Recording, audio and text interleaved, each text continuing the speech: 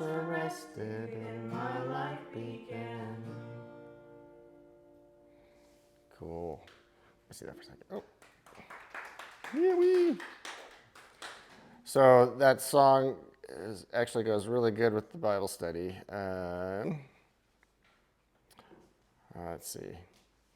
Released from my chains, I'm a prisoner no more. My shame was a ransom he faithfully bore. He canceled my debt and he called me his friend. When death was arrested, my life began. So that first phrase, released from my chains, I'm a prisoner no more. So I'll remember that with this. But Galatians chapter 5.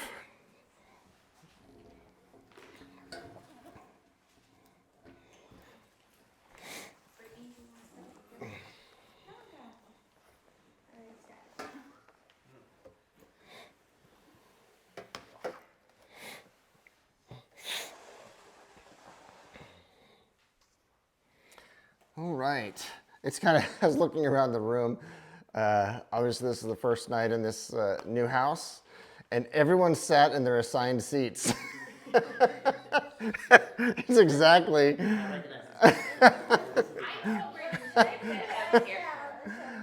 Yeah, but you're always sitting on the floor, Indian style. You guys are always on the couch in this order. Tim and McCartney are over there. We're just missing Greg holding up that side of the island.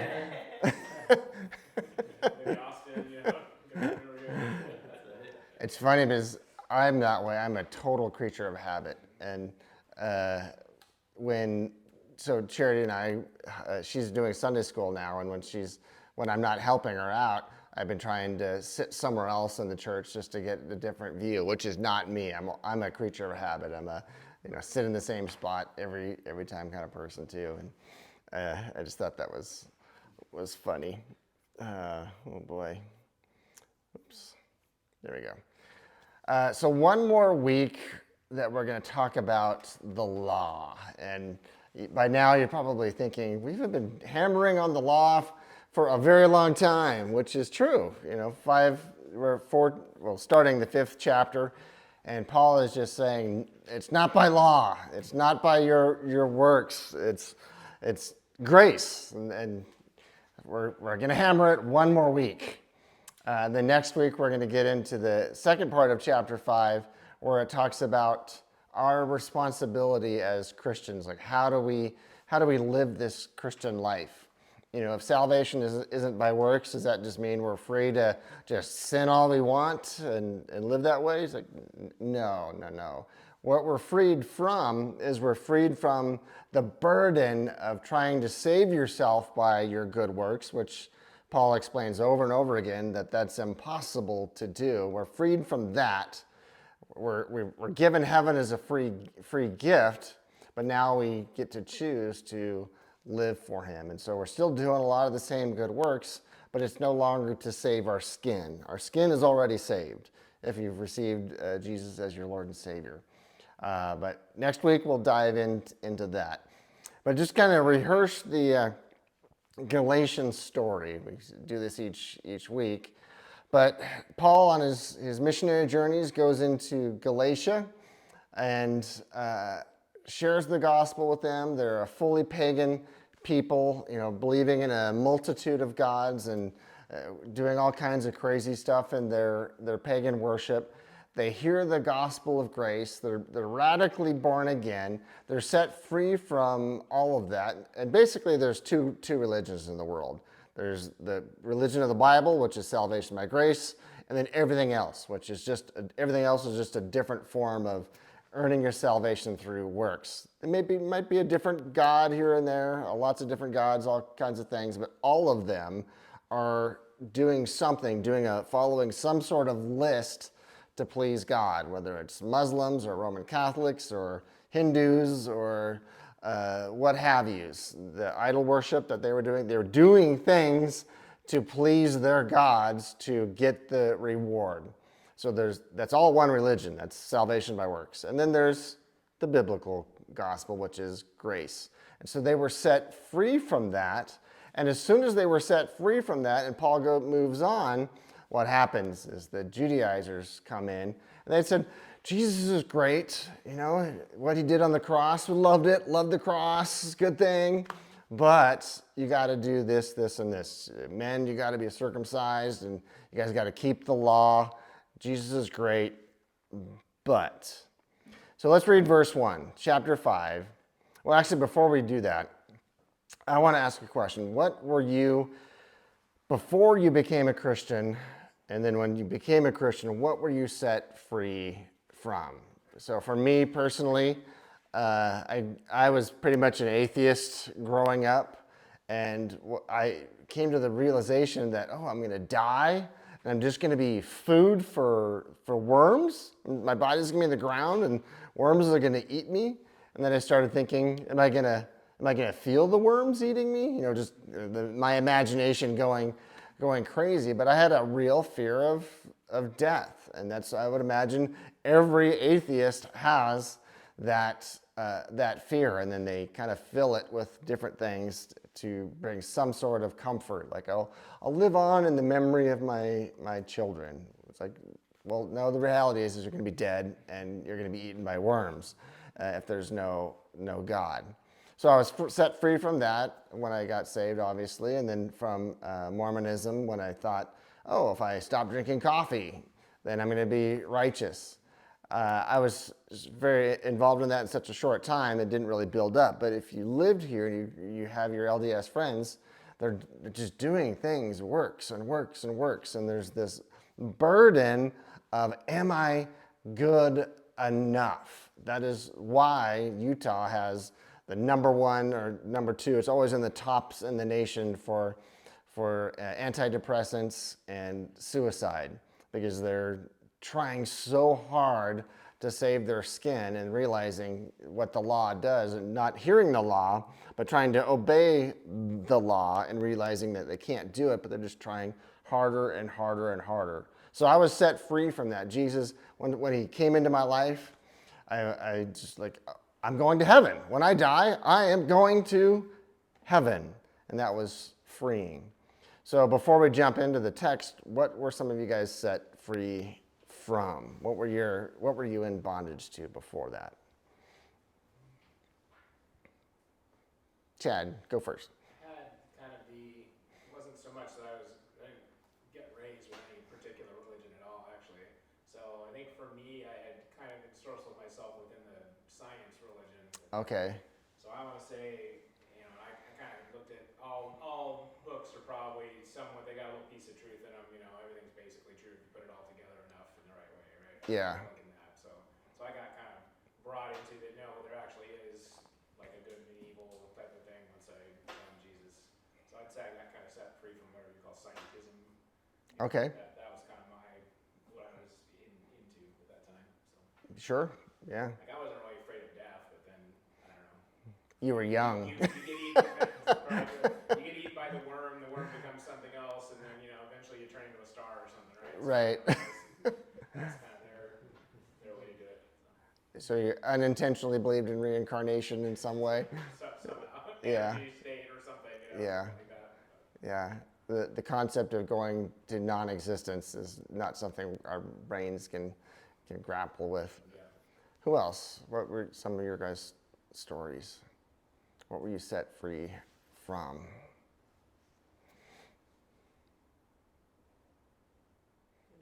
I guess myself. Sure. Being born and raised Christian, I don't have a crazy I went somewhere and I came back. I just actually came to the Lord at age 5 and have stayed. But of course, we have our moments where we still sure. go over here and then we are like, oh, okay, I messed up. So childhood me was a brat. Yeah. I'm free of that. free of being a brat. Yeah. Yeah. So we are going to talk about an individual that was like you, and my wife was kind of raised this way too, raised in the church and just saved since birth type concept. But did you ever have a stage in your life where you thought, I am living the holy life and everyone else is inferior to me? Were you ever in that position of looking down on people? So, wow, you're doing pretty good. Keep going. Yeah. Who else? else? Anyone thoughts on like what were you freed from? Brittany? Free from like, getting to heaven off of getting married, basically. Freed from, Or like needing to have kids to prove worth. yeah, yeah, yeah. That would be heavy.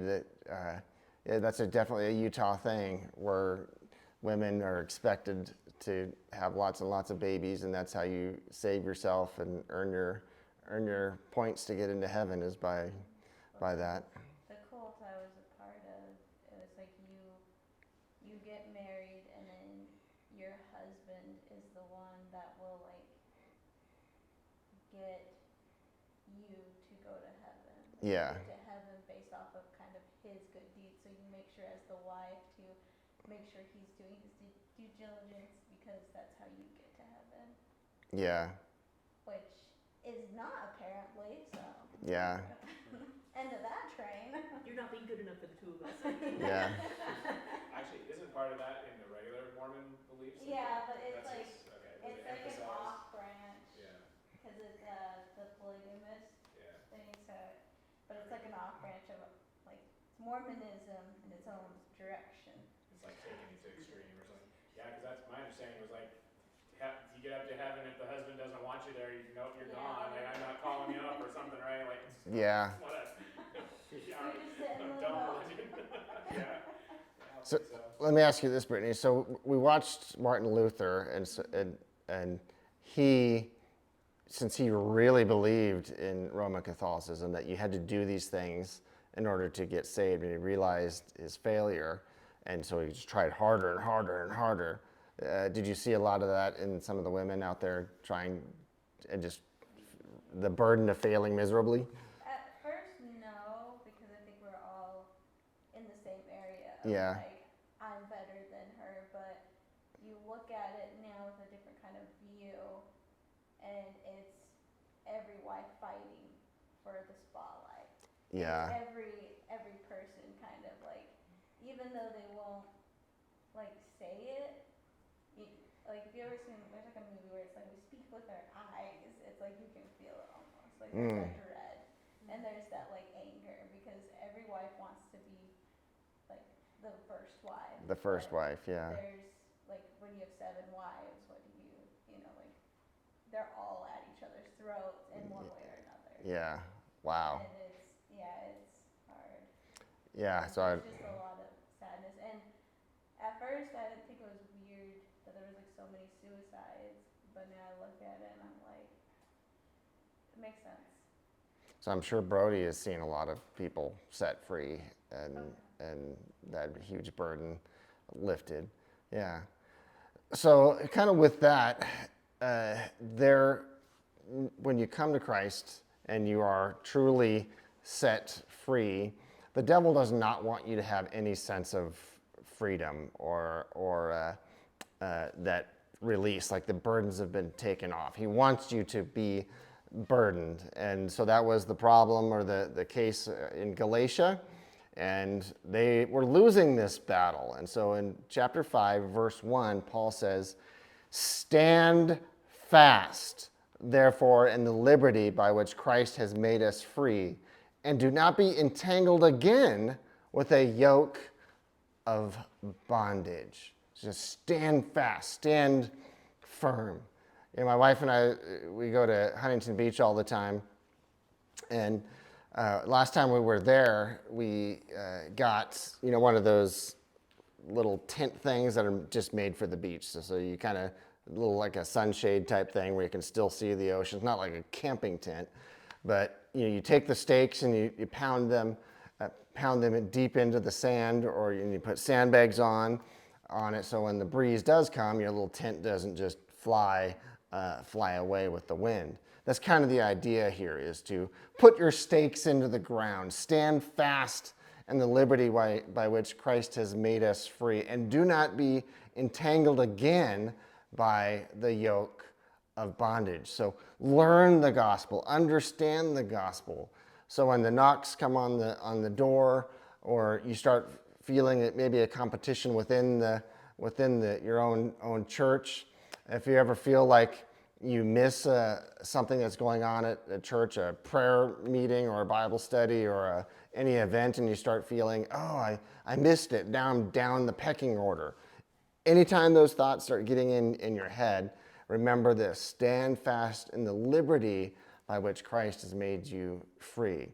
You know, I used to go make sure if the doors were open in the church, I was there. But it was because I wanted to be there. It wasn't because I was trying to score points. And I hope that's clear, that you guys, come to this Bible study because you just want to be here. You just want to get into the Word. And when you're not here, I'm not thinking, oh, Chad missed a Thursday. I gotta, put a scratch on his thing to dock some points from Chad because he missed a Thursday night. If I ever make you feel that way, slap me, because Paul says, stand fast in the liberty. We've talked about this, quite a bit over the last several weeks. But if there's that temptation, someone says, "Oh, do you celebrate Christmas? Do you go trick-or-treating? You're less of a Christian if you go trick-or-treating."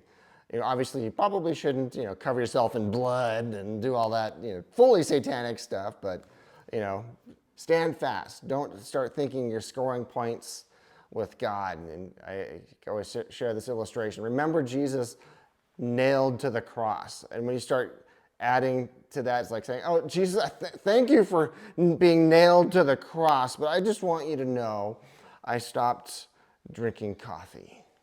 It's like, that's a slap in the face of his finished work on the cross, whatever it is. Jesus, I thank you for dying on the cross, but I volunteered to help out in Sunday school. Therefore, here's my contribution to you being crucified. Watch out for that type of thing. Let's go ahead and read verses 2 through 12, and then we'll kind of go back and focus in on some things. But verse 2, he says, "Indeed, I, Paul, say to you that if you become circumcised, Christ will profit you nothing. And I testify again to every man who becomes circumcised that he is a debtor to keep the whole law. You have become estranged from Christ, you who attempt to be justified by the law. You have fallen from grace. For we, through the Spirit, eagerly wait for the hope of righteousness by faith. For in Christ Jesus neither circumcision nor uncircumcision avails anything, but faith working through love. You ran well. Who hindered you from obeying the truth? This persuasion does not come from him who calls you. A little leaven leavens the whole lump. I have confidence in you in the Lord that you will have no other mind, but he who troubles you shall bear his judgment, whoever he is.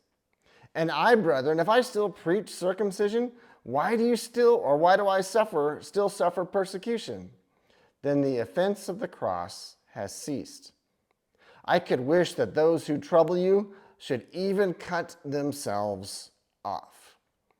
For you, or actually that's it. We'll stop there at verse 12. So I'm finishing up my master's degree, and I'm in my final regular class before doing my. It's called a capstone project. It's not I don't have to do a master's thesis. But my last class will be it's a capstone project. It's not quite as hard as doing a thesis. But right now I'm in my last normal class, and it's Calvary Chapel University. So my last class is Calvary Chapel Distinctives, and it's a really, really good class just on the history of Calvary Chapel. Like every denomination has got their story. Our church plant, the Narrows Church, was a part of the Southern Baptist Convention, and they've got their story and their cool books and all of that, and just the awesome things that God has done through them. And this class on Calvary Distinctives is just the story of Calvary Chapel. And for those of you guys that don't really know that story, it just happens to be you go to a church here in St. George and it's called Calvary Chapel. You don't really know the real story behind it. Well, in the 1960s and 70s was, what was going on in the 60s and 70s?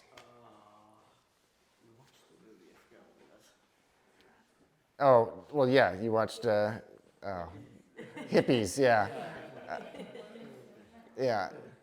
So it was the Timothy Leary, all the satanic cults. Everyone's just checking out, dropping out of school, just growing their hair out, smelling, going on the road, buying Volkswagen vans. Which I've thought about this. When we see like a Volkswagen van today from the 60s and 70s, you go, cool, that's vintage.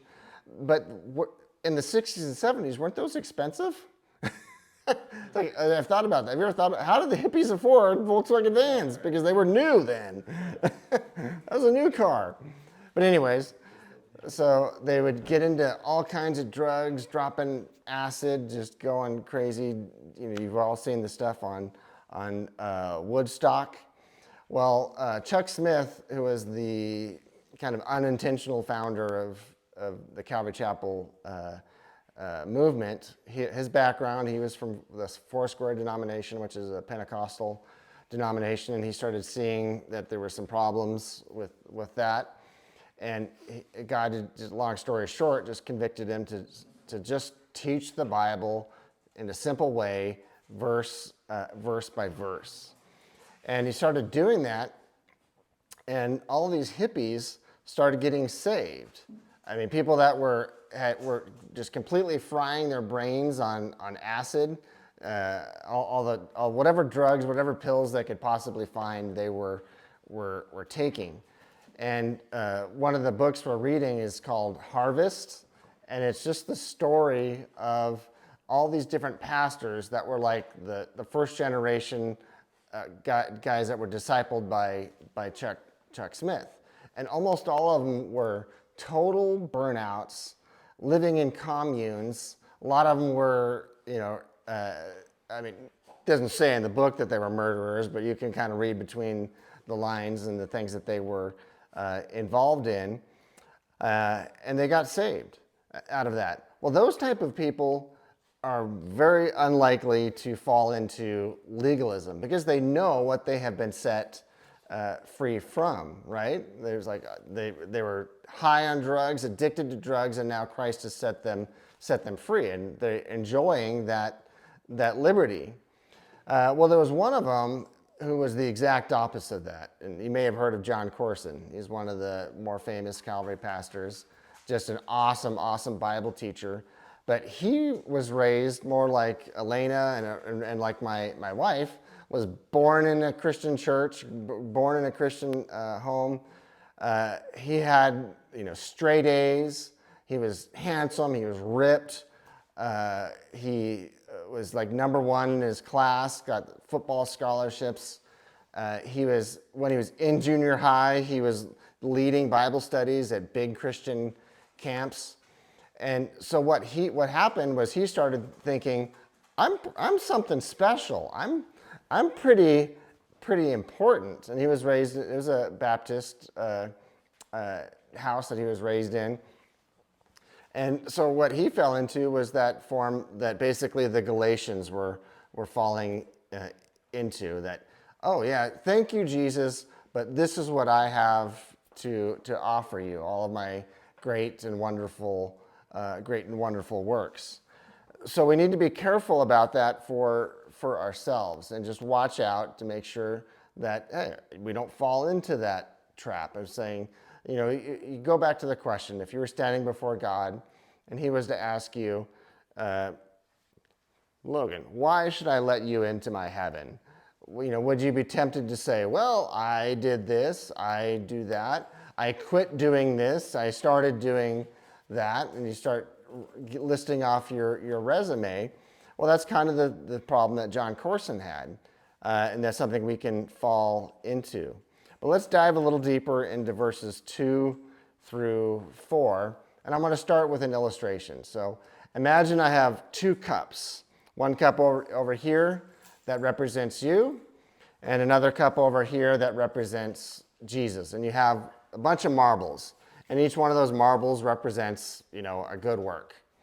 And so you've got two cups, and you can have all the marbles in the you cup of your good works that would get you to heaven, or the cup that's Jesus' cup that the marbles could be in. So you could have all the marbles in the you cup, or you could have all the marbles in the Jesus cup, or you could divide it evenly, or however you would want to divide it. Some marbles in you, some marbles in Jesus. So, oh, here we go. My notes are freaking out on me. Turn the page. Go, come on. Okay, so with that, according to the verses that we're going to read, where do the marbles belong? Are they all you? Are they all Jesus? Or is it a mix of, some marbles in each cup? So verse 2, where do the marbles belong? Indeed, I, Paul, say to you that if you become circumcised, Christ will profit you nothing. So that's saying, who's doing the marbles? Whose marbles are there?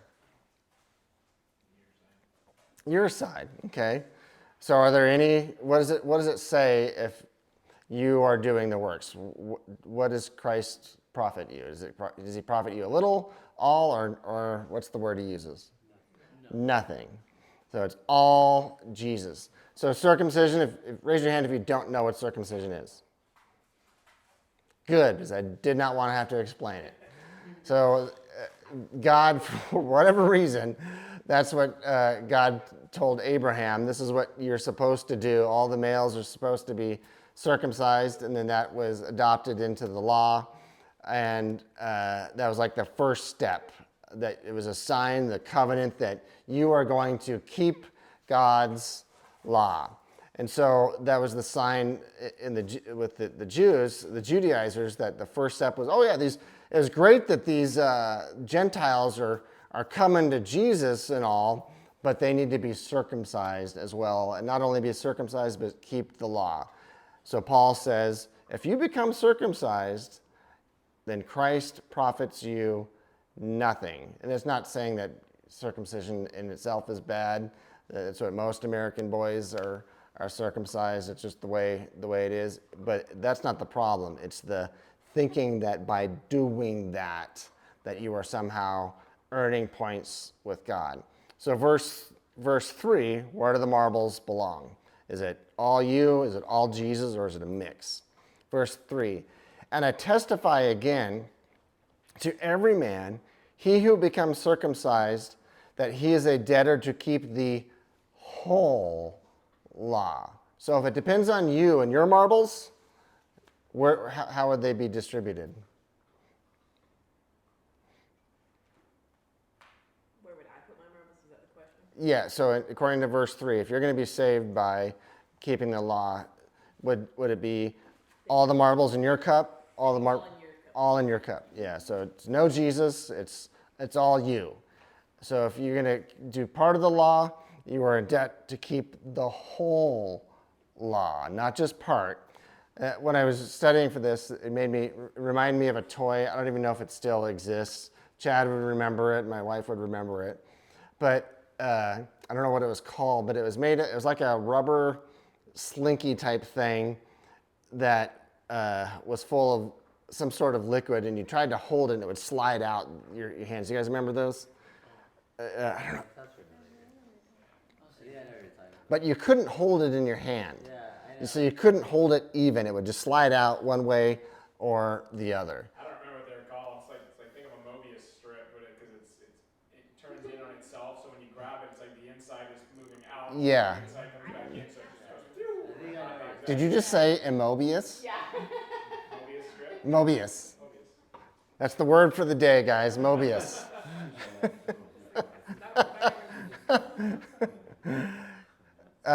So I was thinking about that. It's this toy. You literally can't just hold it in place. It's going to slide out one way or the other. And that's the way it is with the gospel. It's either all you or it's all Jesus. It's not in the middle. So verse 3 says if you're going to be saved by your law, by your ability to, in your marbles, you have to keep the whole law, not a quarter of it or a half of it or 2/3, and Jesus does the rest. It's not you do your best and Christ does the rest. That's not it at all. It's you did your best, you failed, the law makes you guilty, and he does the whole law. He fulfilled the law. So all the marbles belong in his cup. Same thing with verse 4. You who have become estranged from Christ, you who attempt to be justified by the law, you have fallen from grace. So it says you've fallen from grace if you do what? If you attempt to keep the law to save your own skin. That's my paraphrase. So if you're going to attempt to do the law, it's the whole law, but you will fail. That's what the law does, which means you have fallen from grace. Romans 11:6, if you want to write that in the margin there, says it's either all law or it's all grace. It can't be one, or it can't be a mix of them. It's 100% law or it's 100% grace. It's either you earn it or he earns it. So again, just the question, what happens if we try to contribute to Christ's finished work on the cross? What happens? What's the end result? You're not saved. That's just the way it is. So verse 9, we'll dive into that. Verse 9, a little leaven leavens the whole lump. So my wife is becoming a master at making sourdough bread. And yes, and it is yummy, yummy, yummy. But did you have to put a whole jar of leaven into a whole jar? Yeah, you put just a little bit of leaven, and then it permeates through the whole thing. And so Paul is using, and Jesus does the same thing, uses leaven as a picture of sin and false doctrine. And so he says, a little leaven, if you let a little bit of false doctrine into the church, it permeates through the whole thing. And if you've ever been in a genuinely Christian church that is extremely legalistic, that you can understand that. Because it's just, you walk in it and you go, wow, this is a very legalistic church. I don't feel free at all. I don't feel like a burden's lifted. I feel burdened when I'm here. That's the opposite of what it is. So Paul says here, a little leaven leavens the whole lump. So let's go back to the root passage that Paul is citing. Go to Matthew chapter 16.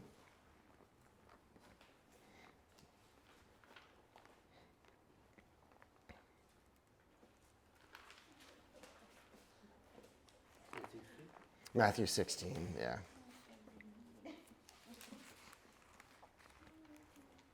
She's loving all the fingers scratching.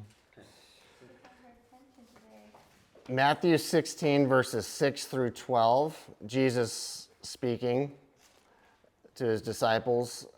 Verse 6 says, Then Jesus said to them, Take heed and beware of the leaven of the Pharisees and the Sadducees. And they reasoned among themselves. So if you've read your New Testament, sometimes the disciples were not the most brilliant guys on the planet. So he says, Beware of the leaven of the Pharisees and the Sadducees. And they reasoned among themselves, saying, Is it because they have taken no bread? But Jesus said to them, being aware of it, and said to them, O ye of little faith, why do you reason among yourselves, because you have brought no bread? Do you not understand or remember that the 5 loaves and the 5,000, how many baskets you took up? Nor the 7 loaves of the 4,000, and how many large baskets you took up? How is it that you do not understand that I did not speak to you concerning bread? But beware of the leaven of the Pharisees and the Sadducees. Then they understood that he did not tell them to beware of the leaven of bread, but of the doctrine of the Pharisees and the Sadducees. So when the Pharisees were saying, oh yeah, Jesus is great, well, I guess the ones that would have gotten saved, a lot of them would do this, say Jesus is great, but you got to have the law as well. So Paul said, Jesus in that passage says, beware of the doctrine of the Pharisees. So here's a reality, and this is a good test for legalism. If you put two legalists from two different churches in the same room, do you think they're going to agree, or are they going to crucify each other? They're going to crucify each other, because you put two legalists separated from each other, they're going to both create their own lists of things that you have to do in order to be a good Christian. And they all have different lists. Chuck Smith, what he told a story. In our American culture, drinking has become, not just anything with alcohol has become taboo, and smoking is taboo. Smoking won't send you to hell. It'll just make you smell like you've been there. That's what smoking does. It's dumb, obviously, but it's not going to send you to hell. But so our American church's legalism traditionally has been, can't have wine and don't smoke. If you do, you're the worst person on the planet. So Chuck Smith went over to Europe earlier on in his ministry, and they were all just drinking wine like nobody's business. And he would talk about his wife. His wife's name was Kay, and he'd talk about her, drinking coffee. And so while they're just chugging their wine, hearing that Kay Smith drank coffee, is like they're drinking their wines. We'll pray for your wife in drinking coffee, because in that Christian culture, coffee was bad. And so whenever you get two legalists together, we all create our own lists that we think is going to please God. So Paul says here, a little leaven leavens the whole lump. So just watch out for that. Luke chapter 18. Go to Luke 18. And so the question I want to ask before we read this passage is, how does this apply to what we've been studying in Galatians? So Luke 18, starting in verse 9 through 14. So just have this question in your mind. How does what we're going to read apply to Galatians? So verse 9. And he spoke this parable to them who trusted in themselves that they were righteous and despised others. Two men went up to the temple to pray, one a Pharisee and the other a tax collector. The Pharisee stood and prayed thus by himself, God, I thank you that I am not like other men, extortioners, unjust, adulterers, or even as this tax collector. I fast twice a week. I give tithes of all that I possess. And the tax collector, standing afar off, would not so much as raise his eyes to heaven, but he beat his breast, saying, God, be merciful to me, a sinner. I tell you, this man went down to his house justified rather than the other. For everyone who exalts himself will be humbled, and he who humbles himself will be exalted. So how does that apply to what we've been studying throughout our look at the book of Galatians? What things jump out to you guys?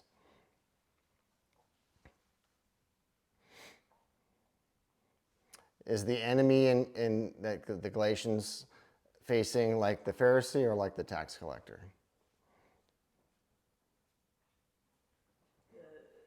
The person who's trying to do by works, they're trying to be righteous in their own eyes instead of Right. be righteousness from God's perspective, which is just the humble heart. Yep, absolutely. So you have the Pharisee who's basically starting out with I. Look what I have done, and oh, I'm so glad I'm not like these other people. That happens in Christian churches too, where the leadership puts so much burdens on the body and separates them into the people that do the works and then the ones that don't, and separates the body of Christ in that way. That's the leaven has come into that body and permeated, and the people have no joy because they're burdened by that. So people will say, there's like the sinner's prayer. If you ever watched like Billy Graham or a Greg Laurie Harvest Crusade, one of those things, the sinner's prayer, you pray with somebody and you say, okay, just something like, God, I admit that I'm a sinner. I've been living for myself. I confess to you as my Lord and Savior. Come into my heart and my life and save me. That's kind of like a generic version of the sinner's prayer. And a lot of times people will say there's not the sinner's prayer is not in the New Testament. Well, it kind of is. Look at verse 13. Let me read that again. Can you hear the sinner's prayer in this? It says, and the tax collector, standing afar off, would not so much as raise his eyes to heaven, but he beat his breast, saying, God, be merciful to me, a sinner. That is the purest form of the sinner's prayer, where you just, God, I've been trying to keep the law. I've been trying to be a good person, but I just keep failing. I'm a sinner. God, be merciful to me. So just what are some other ways that just reading through that it applies to our study of Galatians?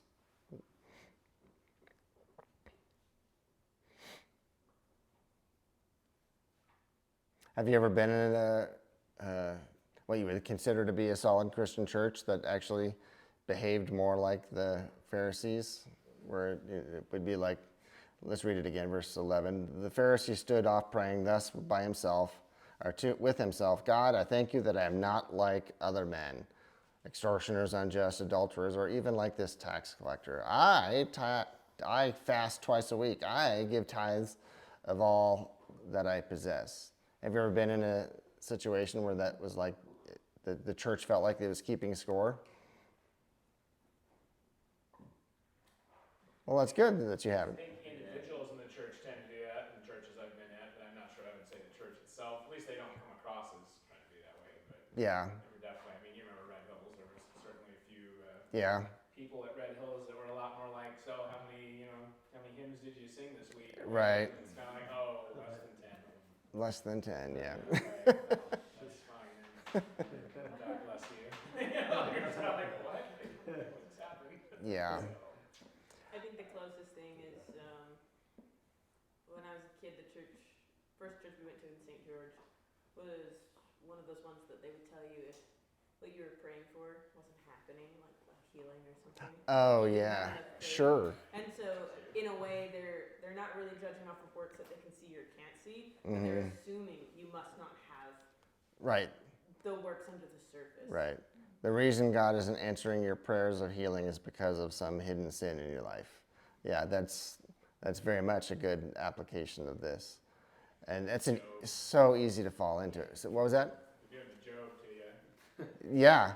They're your friends. You're Job. They're your friends. Right. What'd you do? You know you did something. So. Right. So that is, I forget what the theological term is, but in the time when Job was written and much of the Old Testament was written, I can't remember the theological term, but outside of Judaism, there was just a general belief that if good things happen to you, it's because you're righteously living, and if bad things happen to you, it's because there was sin in your life. And so if you're reading through the book of Job, that's the principle, which wasn't a biblical principle, wasn't from God, it was just from the culture. And so when you see this interrogation where Job's friends are basically telling Job, the reason all these terrible things are happening to you is because there must be some hidden sin in your life. That, in a sense, is what Paul is fighting in the church of Galatia, to do that. It's like, no, the rain falls on the just and the unjust. That's the biblical principle. Bad things happen to good people, Bad things happen to bad people. Good things happen to good people, and good things happen to bad people. There's not necessarily a correlation. Now, obviously, you're not going to get an STD if you're not sleeping around, and you're not going to die of cirrhosis of the liver if you're not, an alcoholic, that type of thing. There's those natural consequences, but sure. So that's a good application. So having studied through thus far in Galatians, we've been talking a lot about salvation by grace through faith, and saying that it's not about your works, it's not about your law. So there's a natural objection, there's a natural question. In Romans chapter 6, verse 1, Paul expresses that and says, and this is the scenario, what shall we say then? Shall we continue in sin that grace may abound? Well, we're going to look at that starting next week as Paul turns the page, stops talking about the law, and starts talking about how we are supposed to live as Christians in the world we live in. But thoughts, questions, comments, concerns? I think it's hard to let it all be God, It's like we want to be nothing else. If you look at him like your father, you're trying to do something to please him. So I guess Right. you try to Right. make sure you're doing that. You're not doing like, I know that this means anything as far as my salvation, but I think this is something you would like. I'm going to try to do it. Like it's more like trying to make him proud or something. I think that's maybe the fine line. I don't know. It is a fine line. Yeah, but I think we know when we've crossed it into, and as a parent, if you expect your child to do things and you will only give them the love if they do those things, that's when the line is crossed. Yeah, I don't think he expects us to pay rent. He's not kicking us out. Right. He would like to put something up on the fridge sometimes. Right. And do us anything, like we're not getting kicked out if we don't do some art pieces, but Right. some doodles on the fridge are nice. Yeah. It I all. think often it starts that way where we're trying to do something good because we want to serve him, but then Okay. we turn it into something that's like we expect it even of ourselves to do every week.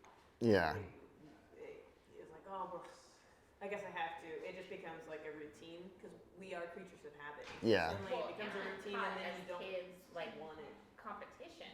Like everything Yeah. is compete, do your best. Be, try and get a goal playing soccer, try and do this. So I think it's in our brains, oh, okay, we gotta take on more, we gotta do Yeah. For me personally, one of the things, so I've been a senior pastor and I've been a youth pastor, associate pastor. I've been doing church things for a long time, and something that I've learned to despise, and when I was a senior pastor, one thing I made sure, and I would just say, God, don't let me do this, was a lot of times it happens in churches, and it just does, right, wrong, or indifferent, is if you want to have a position in a church, if you want to be involved in ministry, you got to make sure that the pastors and the elders see you emptying the trash and sweeping the dirt and volunteering for everything. And then if you do all those things, then eventually you'll be given those other responsibilities. And there is some good to that. Obviously, you got to be invested in where you're going. That is true. But it becomes what Paul is fighting when you don't get any responsibility unless you visibly are seen. So I've purposely in my life, when I go to a church, as I don't do anything in front of the staff, in front of the elders and pastors. So it's like, I don't want to get robbed of my, I don't want to impress them. I want the thank yous to come from God, not from man. And so with the Narrows Church, I was pretty mindful of, like, if someone wanted to do something, if they wanted to teach or be on the worship team, I didn't go, okay. Did they clean the bathrooms in the church last week? I didn't do any of that. It's just if they felt called to do something, I'd do it. Just do it and serve the Lord that way. Because we've been judged for not participating enough. And it's like, well, how do you know? How do you know what we're doing? So be mindful of that. But yeah, next week we're going to jump into, so how are we supposed to live as believers? And it's not to just fulfill our lusts and desires. We're freed from sin, not freed to sin. But all right, let's do a closing song.